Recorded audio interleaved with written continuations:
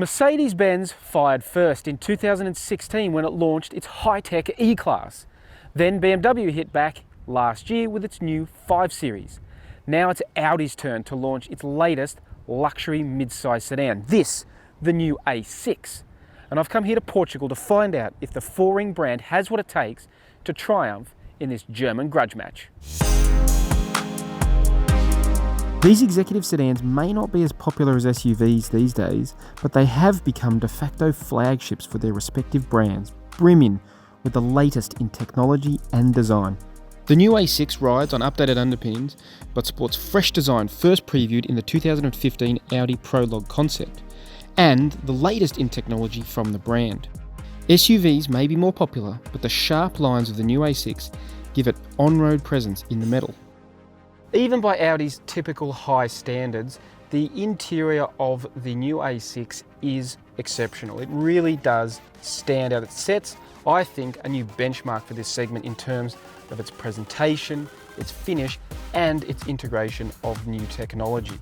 As we're increasingly seeing in these cars, modern luxury cars, these twin high-definition screens that take care of all your infotainment and air conditioning needs. Now, while it does look like a lot of information on the screen, the reality is they're actually really simple to use, a lot like your smartphone we've all come accustomed to. And one really cool thing is you can just slide these little tiles around, get them where you prefer, which is really handy. And again, it looks complicated, but it's actually, like I say, really simple to use. And I think that's a good, key indicator of technology if it's been used correctly, and I think Audi has done a great job in that. But just overall, the fit and finish, the quality of the leather, the quality of the materials inside, it really does look an absolute knockout in here.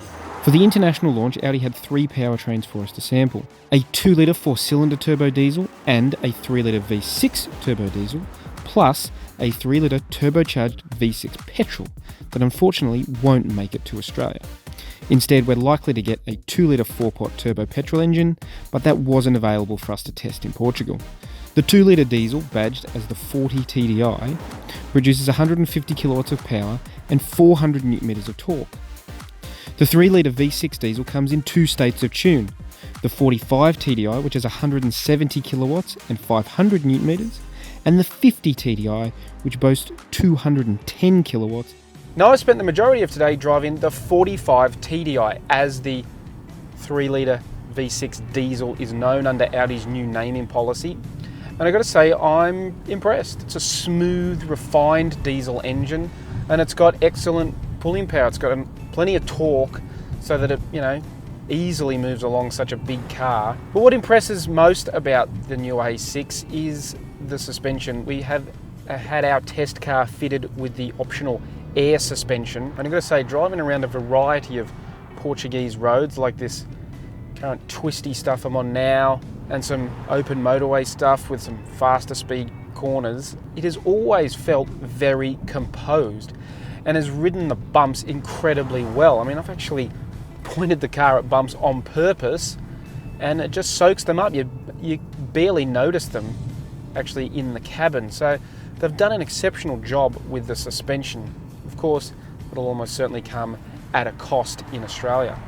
If you dial up the dynamic setting in the Drive Select system, I'm actually surprised at just how agile and responsive this A6 feels, because at the end of the day, it really is a sizable vehicle. But a big part of that is because the cars we've test driven today are fitted with a new optional all-wheel steering system that makes it, like I say, more responsive when you turn the wheel. Of course, the other thing about this A6 is the autonomous functionality. In this mid-size segment, that ability to drive itself for limited periods is a must if it wants to compete with the E-Class and the 5 Series, which have got the latest and greatest systems from their respective brands. Now, while this doesn't get the more advanced traffic jam pilot system that is coming to the new A8, it does have Audi's current autonomous function. So, for instance, today, driving on the motorways here, we're able to dial up the system, switch it on, and the car could not only stay in its lane for certain periods of time with your hands off the wheel, but it also can detect the speed limit of the zone that you're in and adjust the speed accordingly. So you just dial up cruise control and it will take it up to whatever the maximum speed is. As soon as you were in 120 zone today, as soon as we went down to 100 zone, the car began to brake itself, and it kept going when we got to an 80 zone, but then sped back up when it knew the speed limit increased. So it's a clever system that does show just how far these cars have come. Sedans may not be popular, but they really are now. It's really impressive in terms of the amount of technology and luxury that these brands, particularly Audi, is putting into the cars. While the new A6 has left a good first impression, would-be buyers will need to be patient, as it's not due in Australia until early 2019.